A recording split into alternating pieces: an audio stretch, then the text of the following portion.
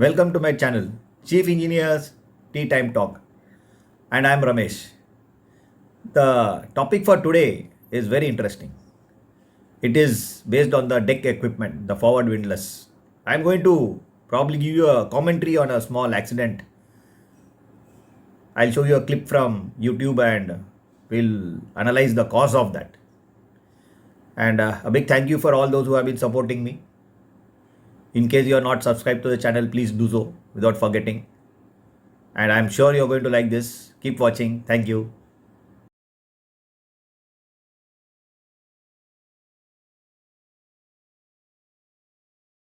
Whenever there's a big disaster, normally people exclaim, "Oh, it is a bolt from the blue."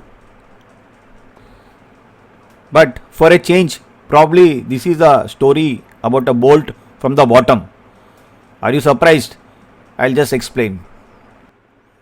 Now let's see a small clip from YouTube. This is from Klaus Tuxen channel on YouTube. Full credit to the guys who could manage to capture such a profound moment. I will play small clips just to understand our point from academic point of view. You can go to the YouTube to his channel and see the complete video.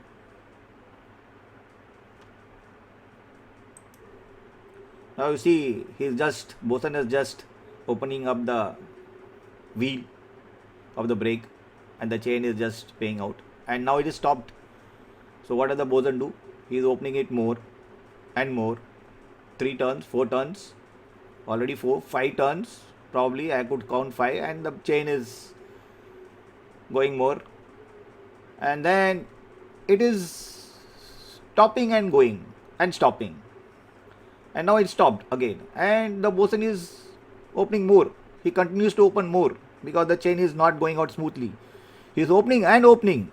I can see maybe 8 to 9 turns already opened. Chain is not going out, so it continues to open. 10 turns, 11 turns. Now the chain is going. But hey, is it going fast? Yeah, it is picking up speed. Oh, now I think he's lost control. And fire and smoke. And they're tightening more and more. I'm sure he has to tighten more than 15 turns by the time he could get the brake. And no, chain is not going to wait. It is picking up speed. Fire, smoke. Oh, this is a disaster. A real disaster in the making. Oh my God. Oh, he's picking up. Oh, it's a full fire. I don't know what is going to be left out of this. And the chain, oh, it's out of control. It's out of control. My God. I think you can see the people running and the chain is going. Oh, this is a real disaster. I'm sure they lost the chain. They lost the chain. And there you saw the chain completely out of the ship. Now this is a simplified view of a brake band operating mechanism. You can see that the spindle is here, which can be opened and closed to open the brake.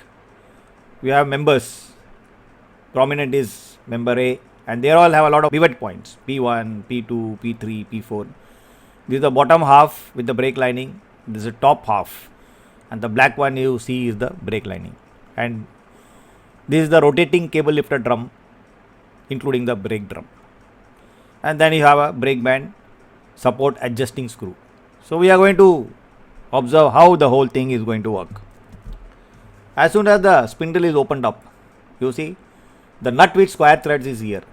So if you open a spindle, obviously either the spindle should move like this, and if the spindle cannot move like this, which it won't because it's anchored here, the nut has to move here. So if the nut moves to the right, you see member A rotates about the pivot point P1. So what is going to happen?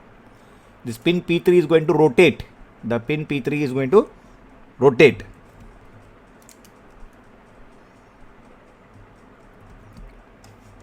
So the pin P3 is going to rotate about P1. So that becomes the axis of rotation.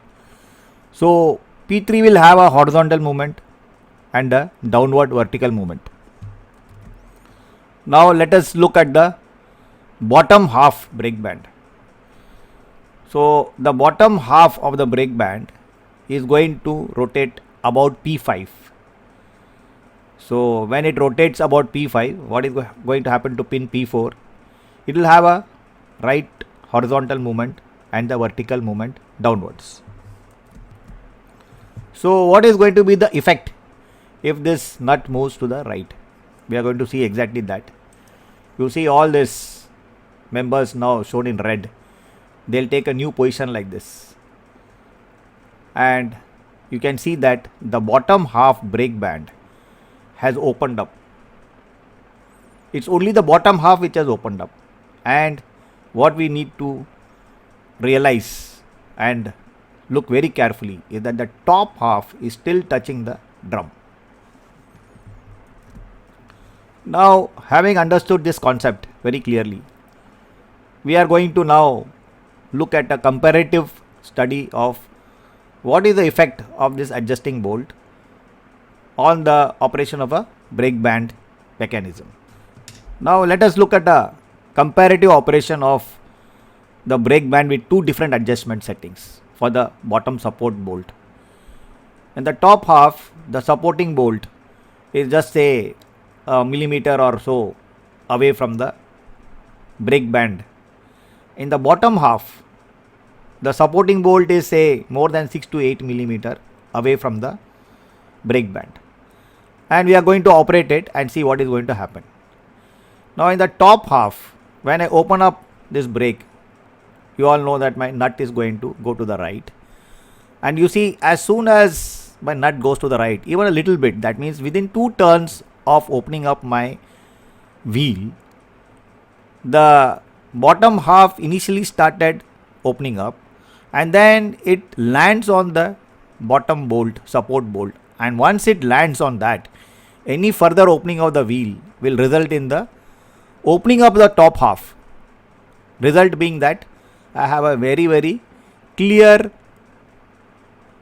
rotation for the drum. It is not touching any part, and then the drum is going to rotate very clearly without any friction. So the chain is going to move away from the ship very smoothly. But what is happening at the bottom half, the option 2, where the clearance is too much? As I keep opening up the wheel, the nut is traveling to the right, but since the clearance is so much, it's only the bottom half which is opening up, and the top half is still not started opening up, correct? And I have half the lining resisting the movement of the chain, whereas I lost half the frictional force because the bottom half is clear. So that's exactly why you saw that the chain was stopping and moving and stopping and moving. So if I play it, you see there are two things which are happening. The drum is moving, only the top half is touching, bottom is not touching. The top lining is getting worn out, it is getting deteriorated, correct? As the lining is getting deteriorated, obviously the brake holding capacity is going to get destroyed. And then the more I open, when will the top half open up? Probably after 10 to 15 turns of opening of the wheel, this might touch, and then the top half will open up. By that time I have ruined the top lining, and then that is too much. If I reach that place, in between what is going to happen? Probably I will end up having a fire and the smoke, as you saw in the video. And once you see the chain is picking up speed, you start tightening, but then you need to tighten this 15 turns before the bottom half again comes and touches. By that time the chain has picked up speed, momentum is huge, and then you saw what you saw in the video, a fire, a smoke, and then you saw everybody running away from the place. So basically you are allowed only the top half to touch and rotated the drum, resulting in a complete loss of top half. And when you really want to apply the brake, there is no more top half lining. So remember, if you don't take care of the bolt in the bottom, then you be better prepared for a bolt from the blue.